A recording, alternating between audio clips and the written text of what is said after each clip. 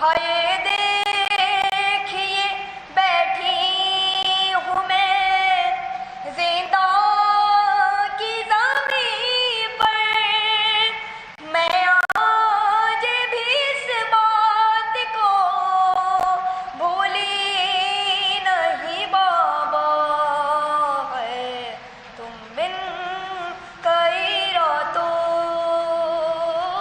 سے میں سوئی نہیں بابا، ایک موڑ پہ ظالم نے ستایا مجھے ایسے، لے آیا مجھے وہ سرے عباس کے آگے، اور سامنے ان کے مجھے مارے تھے تماچے، سب سہ گئی چپ چاپ میں روئی نہیں بابا، ہے تم بن کئی راتوں سے میں سوئی نہیں بابا، اکبر کا بی بی نے کمر خم ہوئی میری، دادی کی طرح چھائی ہے بالوں پہ سفیدی، فضا کی طرح چھائی ہے چہرے پہ ضعیفی، اب جینے کی خواہش بھی تو باقی نہیں بابا، تم بن کئی راتوں سے میں سوئی نہیں بابا، کیا یاد سکینہ تمہیں آئی نہیں بابا، نعرہ صلوات۔ صلی اللہ وآل محمد۔ میں بس ادب گزارش کر رہا ہوں شاعر اہل بیت عالی جناب فیضان جعفر صاحب سے کہ تشریف لائیں اور بارگاہ شہدائے کربلا میں منظوم نذرانے عقیدت پیش فرمائیں۔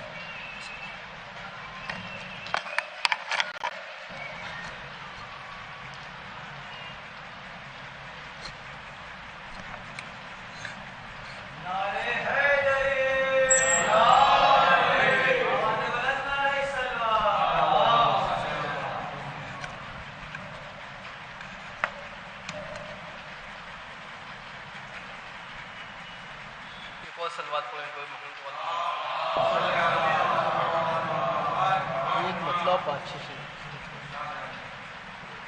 وہ جس نے فاضل طینت کی مجھ میں روشنی رکھ دی، وہ جس نے فاضل طینت کی مجھ میں روشنی رکھ دی، اسی نے الفت حیدر بھی دل میں قدرتی رکھ دی، وہ جس نے فاضل طینت کی مجھ میں روشنی رکھ دی، اسی نے الفت حیدر بھی دل میں قدرتی رکھ دی، عزا کا فرش سلوات پڑھیں بھائی محمد وال محمد پر،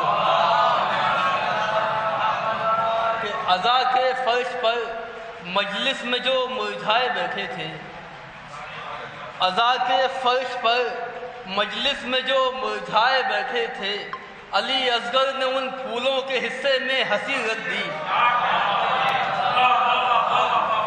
عزا کے فرش پر مجلس میں جو مرجھائے بیٹھے تھے، علی اصغر نے ان پھولوں کے حصے میں ہنسی رکھ دی، علی اصغر نے ان پھولوں کے حصے میں ہنسی رکھ دی، اور کیے ہیں پیش یوں ان ماتمی دستوں نے نذرانے، کیے ہیں پیش یوں ان ماتمی دستوں نے نذرانے، کسی نے جاگتی آنکھیں کسی نے زندگی رکھ دی،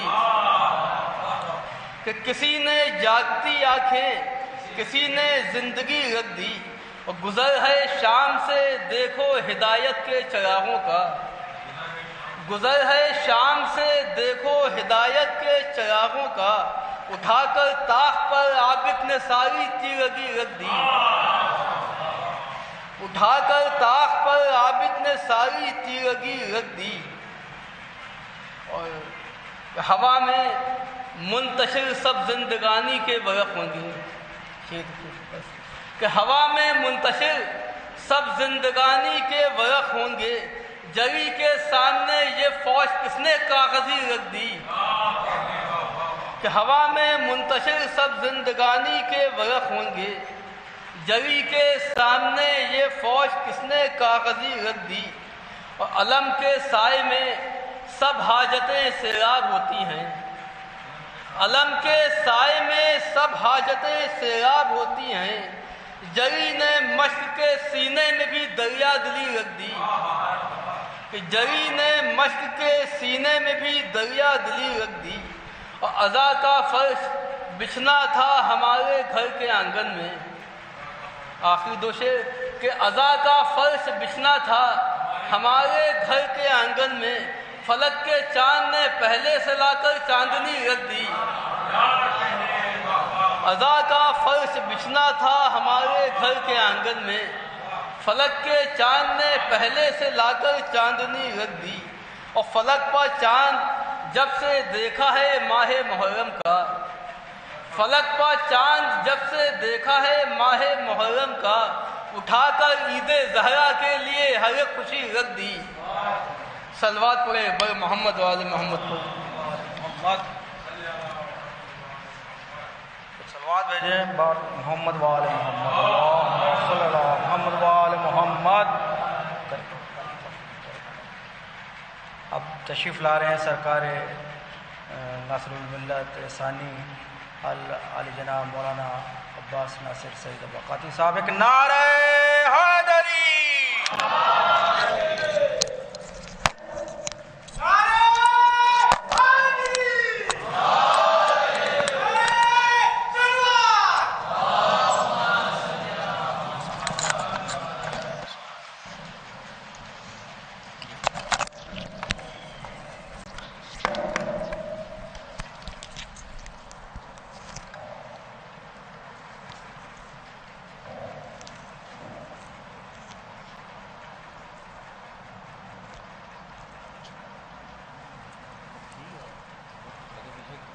ٹھیک ہے، فاتحہ۔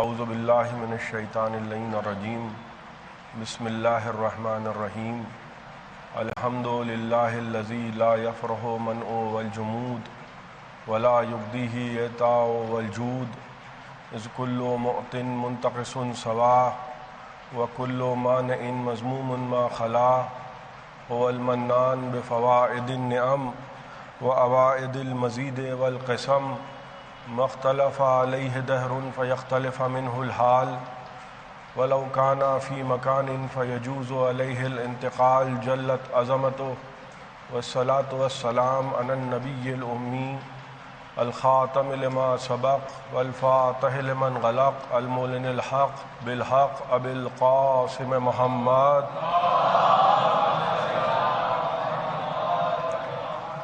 الصلاة والسلام علی اہل بیتہ الطیبین الطاہرین المعصومین المظلومین الذین اذہب اللہ عنہم الرجس وطہرہم تطہیرا۔ صلوات پڑھیں۔ اما بعد فقد قال سبحانہ وتعالی فی محکم کتابہ المجید ومتقن خطابہ الحمید وقولہ الحق، بسم اللہ الرحمن الرحیم، ان اللہ اصطفى آدم ونوحا وآل ابراہیم وآل عمران علی العالمین۔ ایک صلوات پڑھ دیں محمد وآل محمد۔ حضرات، اس اشرے کے بانی علامہ میر حامد حسین موسوی کتاب ابقات الانوار اور دیگر کتابوں کے مؤلف کے جنہوں نے اس اشرے کی بنا ڈالی تھی، جو پہلے نصیر منزل نخاس میں اس اشرے کا آغاز ہوا تھا اور پھر اس کے بعد مختلف اماکن سے گزرتا ہوا سن 1982 میں جب یہ ہال بن کے جد مرحوم سرکار سعید الملت کے نام سے تعمیر ہو گیا، تو والد محترم نے اس زمانے میں یہ اشرا ناظم صاحب کے امام-باڑے میں ہوتا تھا، وہاں سے اس اشرے کو یہاں منتقل کیا۔ تو میں آپ حضرات سے دستبستہ گزارش کروں گا کہ علامہ میر حامد حسین موسوی جنہوں نے اس اشرے کی بنا ڈالی ہے، لکھنؤ کے قدیم ترین اشروں میں اس اشرے کا شمار ہے، ان کی روح کے ایصال ثواب کے لیے ان کے والد علامہ مفتی محمد قلی موسوی صاحب تشہید المتائن، صاحب ابقات کے فرزند سید ناصر حسین موسوی ملقب بن ناصر الملت، ان کے بڑے فرزند سرکار محمد سعید موسوی نصیر الملت، اور جن کے نام سے یہ حال منسوب ہے، سرکار سعید الملت کی ارواح کے لیے ایک مرتبہ سورہ حمد اور 3 مرتبہ قل ہو اللہ کی تلاوت فرما دیں۔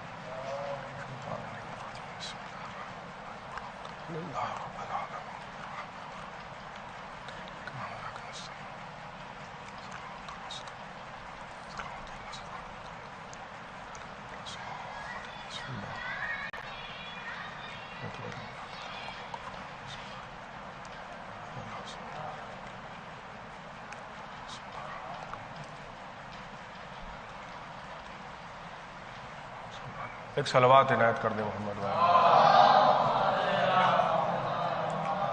میں نے قرآن مجید کے جن الفاظ کی تلاوت کا شرف حاصل کیا ہے، ارشاد رب العزت ہے کہ ان اللہ اصطفیٰ آدم، اللہ نے آدم کو چنا، و نوحً، اور اس کے بعد نوح کو چنا۔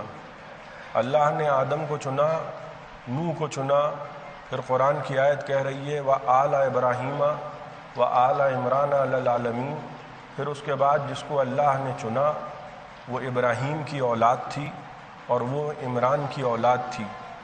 آدم علیہ السلام کو جب اللہ نے چنا تو ملائکہ کے لیے ان کو قبلہ بنا دیا، جب نوح کو چنا تو ان کو پہلا رسول بنا دیا۔ اسی طریقے سے جب آل ابراہیم کو چنا تو ان کے انتخاب کے ساتھ ان کی نسل میں انبیاء کا سلسلہ جاری فرما دیا۔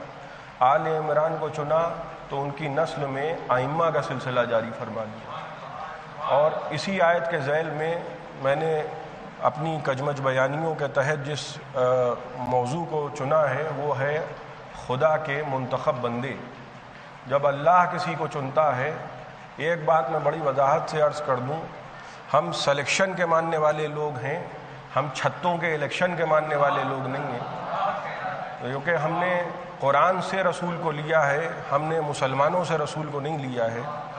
اور ہم جب قرآن پڑھتے ہیں تو ہم یہ دیکھتے ہیں کہ ابتدائے قرآن یہاں سے ہو رہی ہے کہ یاد کرو وہ دن کہ جب ہم نے ملائکہ سے کہا کہ اس کو سجدہ کرو، اور اس لیے سجدہ کرو بما خلقت بیدیہ، اس لیے سجدہ کرو کہ اس کو ہم نے اپنے ہاتھ سے بنایا ہے۔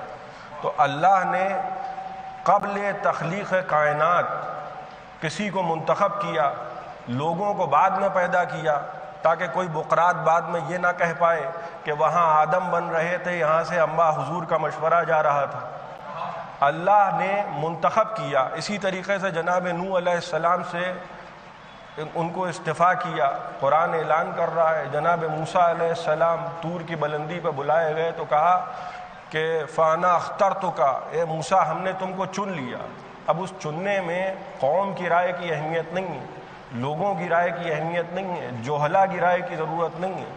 اللہ چنتا جاتا ہے، منتخب کرتا جاتا ہے، اور یہی اس کا طریقہ ہے۔ جیسے آپ کو عزا کے لیے منتخب کیا، آپ غور فرما رہے ہیں، آپ جو ہیں وہ اس طبقے سے تعلق رکھتے ہیں کہ جس کو اللہ نے منتخب کیا ہے۔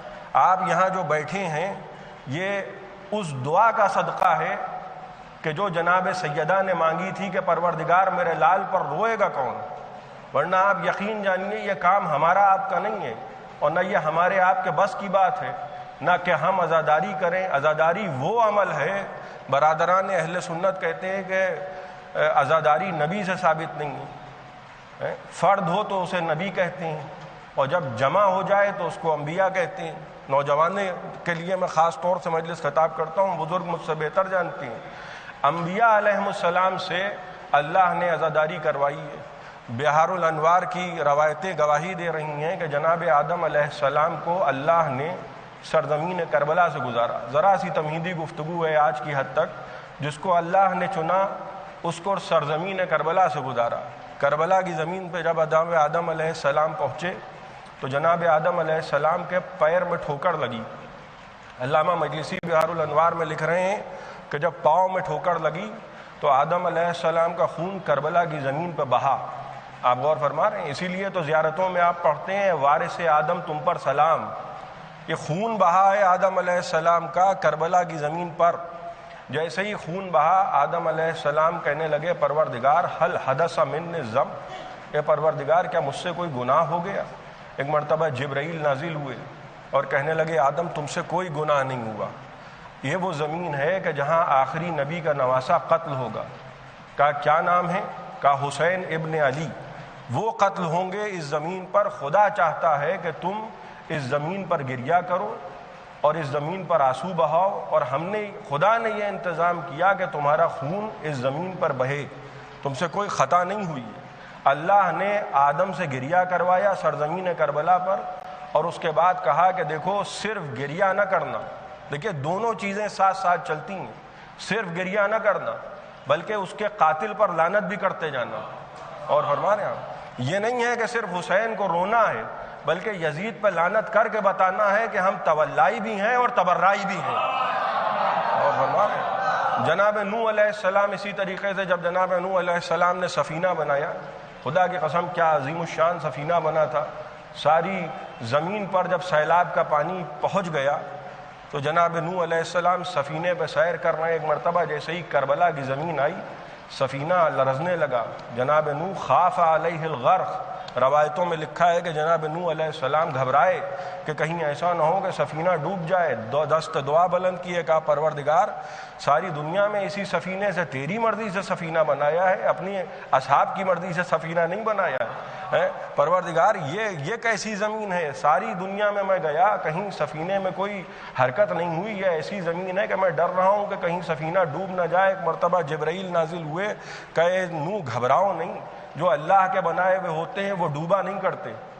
یہ وہ زمین ہے کہ جہاں نبی کا نواسا قتل ہوگا۔ کہا کون؟ کہا حسین ابن علی۔ اے نوح ایک کام کرتے جاؤ، حسین پر گریہ کرتے جاؤ اور یزید پہ لعنت کرتے جاؤ۔ یہ سلسلہ ساتھ ساتھ ہے۔ دیکھیے عزاداری کہاں سے چلی آ رہی ہے اور آج آپ کیا کر رہے ہیں؟ آپ وہ عمل کر رہے ہیں جو اللہ نے انبیاء سے کروایا ہے۔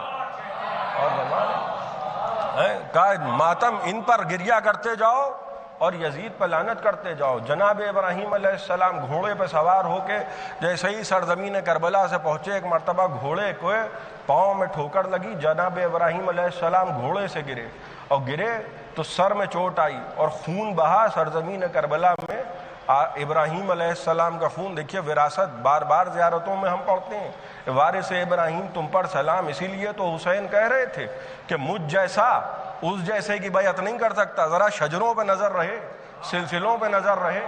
اور فرما رہے ہیں آپ جناب ابراہیم علیہ السلام کے سر میں چوٹ آئی، خون بہا، جبرائیل نازل ہوئے، کہا ابراہیم تم سے کوئی گناہ نہیں ہوا، کوئی خطا نہیں ہوئی، کوئی ترک اولا نہیں ہوا۔ یہ وہ زمین ہے کہ جہاں آخری نبی کا نواسا قتل ہوگا۔ خدا چاہتا ہے کہ حسین پہ گریہ کرتے جاؤ اور حسین کے قاتل پہ لعنت کرتے جاؤ۔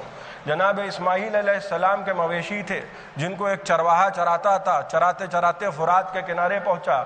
ایک روز جناب اسماعیل سے کہا کہ فلاں دن سے مویشیوں نے فرات کا پانی پینا بند کر دیا ہے۔ جناب ابراہیم علیہ السلام، جناب اسماعیل نے کہا پروردگار یہ کیا ماجرا ہے کہ میرے مویشی فرات سے کل تک تو پانی پی رہے تھے، آج ایسا کیا ہوا کہ پانی پینا بند کر دیا؟ ایک مرتبہ جبرائیل نازل ہوئے، کہ یہ وہ دن ہے جب حسین پر پانی بند کر دیا جائے گا۔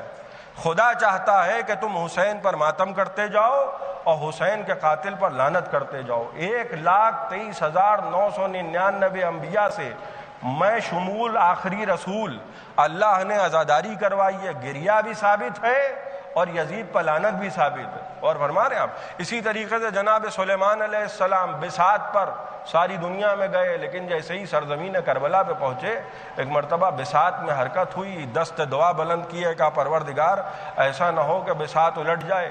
ایک مرتبہ جبرائیل کو نازل کیا گیا، کہا یہ وہ زمین ہے کہ جہاں آخری نبی کا نواسہ قتل ہوگا، ایک کام کرتے جاؤ، یہاں حسین کا ماتم کرتے جاؤ، یزید پہ لعنت کرتے جاؤ۔ اسی طریقے سے جناب عیسیٰ علیہ السلام گزر رہے ہیں سرزمین کربلا سے، ایک شیر نے راستہ روک لیا۔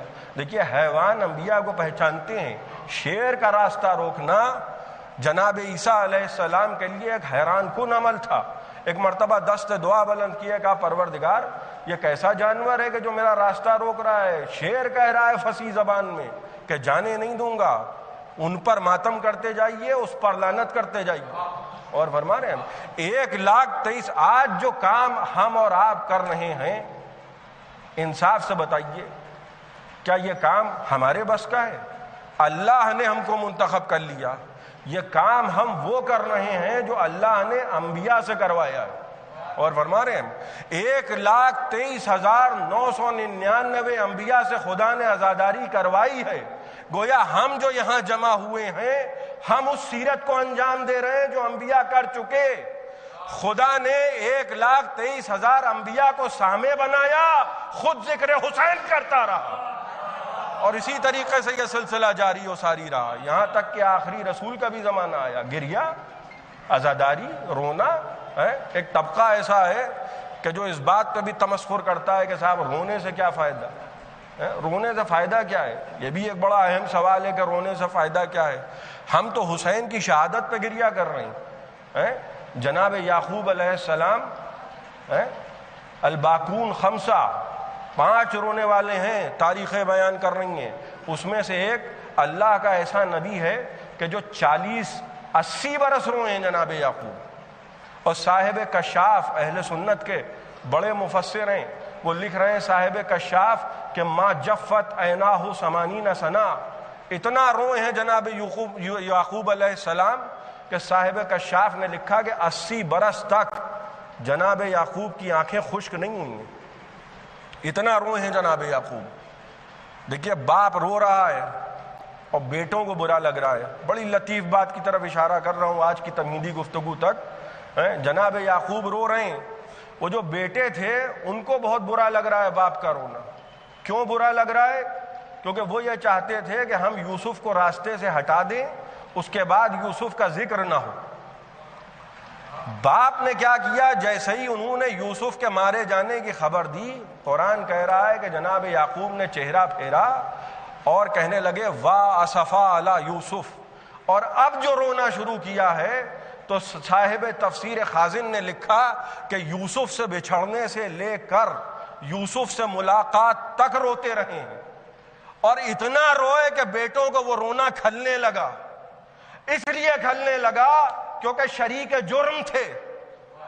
بھائی توجہ نہیں کی آپ نے؟ معلوم یہ ہوا کہ جو شریک جرم ہوتا ہے اس کو مظلوم کا گریہ پسند نہیں جاتا۔ ایک صلوات پڑھیں محمد و آل محمد۔ جو شریک جرم ہوتا ہے،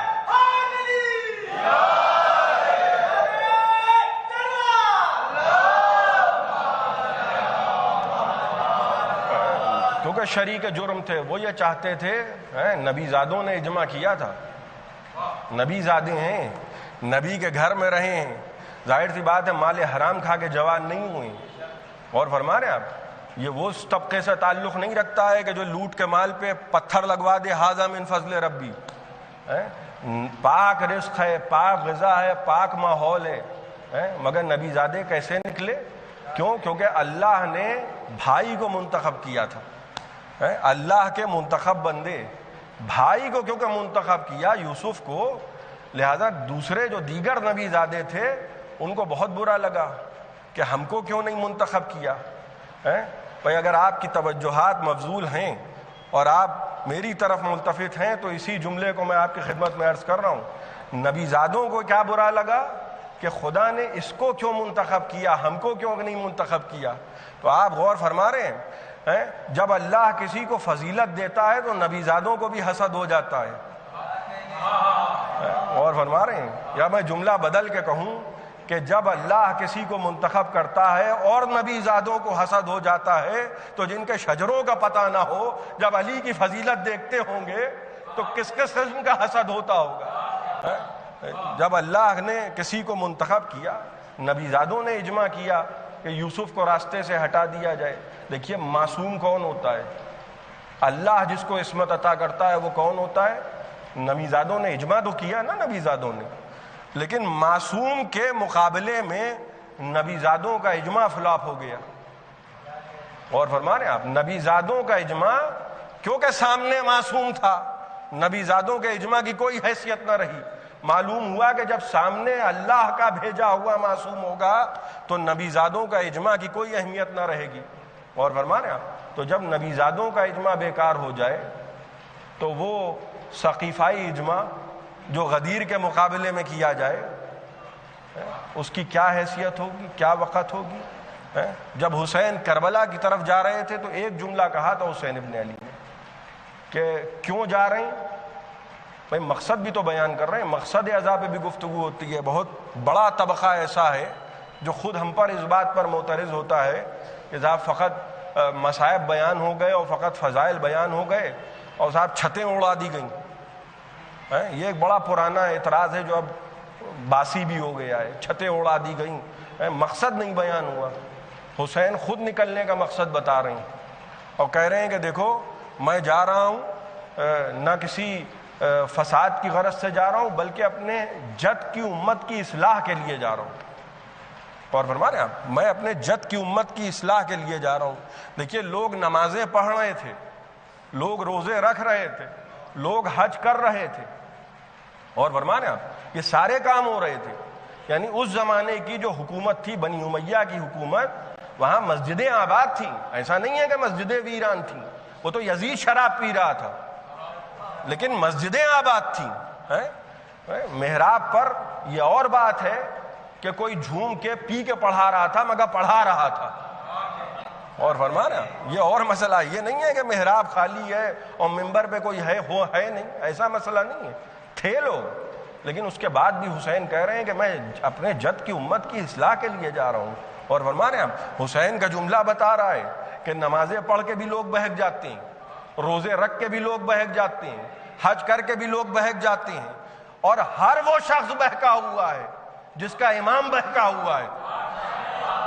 اور فرما رہے ہیں لہذا حسین نے کہا کہ میں اپنی جد کی امت کی اصلاح کے لیے جا رہا ہوں. یزید نے بیعت کا مطالبہ کیا. حسین نے کہا بھائی مجھ جیسا، دیکھیے کربلا جو ہے وہ جیسوں کی جنگ ہے، جیسوں کی جنگ ہے. مجھ جیسا اس جیسے کی بیعت نہیں کرے گا. وہ نجس جانوروں میں پل بڑھ کے بڑا ہوا ہے. میں جس کے گھر میں آئے تطہیر نازل ہوئی ہے. حسین ماضی یاد دلا رہے ہیں کہ دیکھو ہمارا ماضی بھی پہچانو، اس کا ماضی بھی پہچانو. ایک جملے میں بات ختم ہوتی، میں یزید کی بیعت نہیں کروں گا والسلام خدا حافظ. مگر حسین نے کیا کہا کہ دیکھو ہمارا ماضی بھی ذہن میں رکھنا اور اپنا ماضی بھی ذہن میں رکھنا. بھائی ہمارے باپ کو بھی تم جانتے ہو، اپنے باپ کو بھی تم جانتے ہو. حال کی بات نہیں ہو رہی ہے، ماضی کی بات ہو رہی ہے. حسین ماضی یاد دلا رہے ہیں.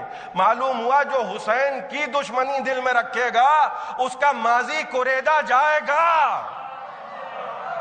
اور فرما رہے ہیں آپ کربلا حسین جا رہے ہیں، مجھ جیسا اس جیسے کی بیعت نہیں کرے گا. پورے کنبے کو حسین چھوڑ کے کربلا کی طرف چلے. آج محرم کی پہلی تاریخ ہے. ظاہر سی بات ہے کہ آپ صبح سے شام ہو گئی اور آپ مصائب کا سلسلہ آپ حضرات سنتے چلے آ رہے ہیں. پہلی محرم عام طور پہ حسین کے مدینے سے رخصت کے مصائب پڑھے جاتے ہیں. حسین کس انداز میں سے نانا کی قبر پہ پہنچے، کس انداز سے حسین بھائی حسن کی قبر پہ پہنچے، کس انداز سے حسین ماں کی قبر پہ پہنچے. ایک مرتبہ مقاتل لکھتے ہیں کہ جب آخری ملاقات کے لیے جناب ام سلمہ کے پاس آئے، وہ سلسلہ ذہن میں رکھیے گا، آدم عزاداری کر رہے ہیں، اور جب حسین رخصت آخر کے لیے ماں کی قبر پہ ہو لیے، بھائی کی قبر پہ ہو لیے اور نانا کی قبر سے رخصت ہوئے. پورا قافلہ جب جانے کے لیے تیار تھا تو حسین جناب ام سلمہ زوجہ رسول کے پاس آئے. زوجہ رسول تاریخ طبری میں بھی یہ واقعہ موجود ہے۔ برادران اہل سنت نے اپنی بڑی بڑی کتابوں میں لکھا کہ جب نبی کا نواسا نانی ام سلمہ کے پاس آیا تو ایک مرتبہ جناب ام سلمہ سے کہنے لگے نانی اب ہم جا رہے ہیں نانی، خدا حافظ۔ کہنے لگی میرے لال کہاں جا رہے ہو اور کب واپس آؤ گے؟ ایک مرتبہ کہنے لگے نانی اب ہمارا انتظار نہ کیجیے گا۔ نانی ام سلمہ ہم عراق کی طرف جا رہے ہیں، ہم کربلا جا رہے ہیں۔ کہنے لگی میرے لال کربلا کہاں ہے؟ کہنے نانی عراق میں۔ بس جیسے ہی عراق کا نام سنا جناب ام سلمہ کا دل بیٹھنے لگا۔ کہنے لگی میرے لال کہیں بھی جاؤ مگر عراق نہ جانا۔ کہا نانی کیا ہوا، کیا بات ہو گئی، آپ اتنا پریشان کیوں ہیں؟ کہا میرے لال ایک مرتبہ تمہارا بچپن تھا اور تمہارے نانا گھر میں آئے اور کہنے لگے ام سلمہ کہ دروازہ بند کر لو ام سلمہ، اب میں حجرے میں جا رہا ہوں ام سلمہ دروازہ بند کر لو، اور کوئی بھی آئے ام سلمہ تو کہہ دینا کہ آج اللہ کا رسول کسی سے ملاقات نہیں کرے گا۔ لہذا میرے لال جو بھی آتا تھا میں اس سے یہی کہہ دیتی تھی کہ جاؤ آج اللہ کے رسول کسی سے ملاقات نہیں کریں گے۔ کہنے لگی میرے لال بچپن تھا اتنے میں کھیلتے ہوئے تم آئے اور میں نے تم سے یہ کہہ دیا کہ حسین جاؤ آج نانا کسی سے ملاقات نہیں کریں گے۔ اے میرے لال تمہاری آنکھوں میں آنسو آ گئے اور تم پلٹے اور کچھ دور آگے بڑھے کہ ایک مرتبہ تمہارے نانا دروازہ کھول کے ننگے سر ننگے پاؤں دوڑتے ہوئے آئے اور کہنے لگے ام سلمہ تم نے غضب کر دی، میں نے سب کے لیے کہا تھا مگر میں نے حسین کے لیے منع نہیں کیا تھا۔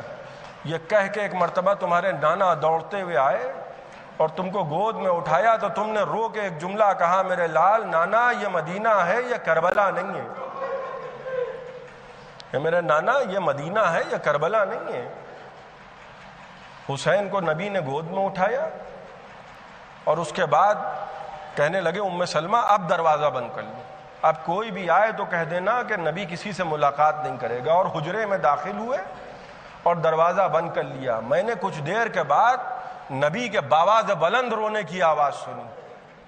میں نے کہا اللہ کے رسول کیا ماجرا ہے؟ کہنے لگے کہ ام سلمہ ذرا دروازہ کھول کے اندر آؤ۔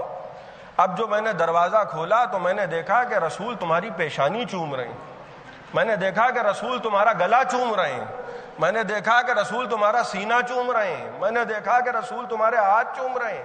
میں نے کہا اے اللہ کے رسول یہ کیا کر رہے ہیں؟ کہا ام سلمہ وہ جنگیں چوم رہا ہوں جہاں میرے حسین کو تیر لگیں گے، میں وہ جنگیں چوم رہا ہوں جہاں میرے حسین کو تلواریں لگیں گی، میں وہ جنگیں چوم رہا ہوں جہاں میرے حسین کو نیزے لگیں گے۔ کہا اے اللہ کے رسول یہ واقعہ کب ہوگا؟ کہا اے ام سلمہ 61 ہجری میں، اور میں ابھی کربلا سے ہو کے آ رہا ہوں۔ اے میرے لال تمہارے نانا نے مجھے کربلا کی خاک دی ہے اور کہا ہے ام سلمہ اس خاک کو ایک شیشی میں رکھ لو، اور یاد رکھنا ام سلمہ خاک کو دیکھتی رہنا، جب یہ خاک خون میں بدل جائے سمجھ لینا میرا حسین گھوڑے سے گر گیا۔ لہذا میرے لال کہیں بھی جاؤ مگر عراق کا نام نہ لینا۔ ایک مرتبہ حسین نے جیسے ہی یہ سنا آنکھوں میں آنسو آ گئے، کہنے لگے نانی ام سلمہ ذرا ہمارے قریب آئیے، بس میں نے آپ کی زحمتوں کو تمام کیا۔ کہا نانی ام سلمہ ذرا میرے قریب آئیے۔ ایک مرتبہ حسین نے 2 انگلیوں کا اشارہ کیا اور کہنے لگے نانی ذرا ان 2 انگلیوں کے درمیان دیکھیے کیا نظر آیا۔ اب جو جناب ام سلمہ نے دیکھا چیخ مار کے روئیں، کہنے لگی میرے لال یہ تو سکینہ ہے، کرتے کے دامن میں آگ لگی ہے، اور کربلا کے میدان میں پکارتی بھی پھر رہی ہے کوئی ہے میری مدد کرنے والا۔ ایک مرتبہ کہنے لگے نانی ام سلمہ اب دوبارہ دیکھیے۔ اب جو جناب ام سلمہ نے دوبارہ دیکھا تو کہنے لگی میرے لال میں پہچان نہیں پا رہی ہوں، کوئی غریب ہے، کوئی بے کس و مظلوم ہے جو سر سے پاؤں تک زخموں میں چور ہے اور ہاتھ میں کچھ لیے ہوئے کھڑا ہے۔ کہا نانی ذرا غور سے دیکھیے یہ کون ہے؟ اب جو دیکھا جناب ام سلمہ بے ہوش ہو گئیں۔ حسین نے پانی ڈالا، اب جو غش سے افاقہ ہوا کہا نانی کیا دیکھا؟ کہا میرے لال یہ تو تم ہو، سر سے پاؤں تک زخموں میں چور ہو، اور یہ ہاتھ میں علی اصغر کو کیوں لیے کھڑے ہو؟ کہا نانی اب ہمارا انتظار نہ کرنا، ہم کربلا کی طرف جا رہے ہیں، سر سے پاؤں میں چور ہوں گے، ہاتھوں پہ علی اصغر ہوں گے۔ اے نانی ام سلمہ سیعلم الذین ظلموا ای منقلبی ینقلبون۔ انا للہ و انا الیہ راجعون۔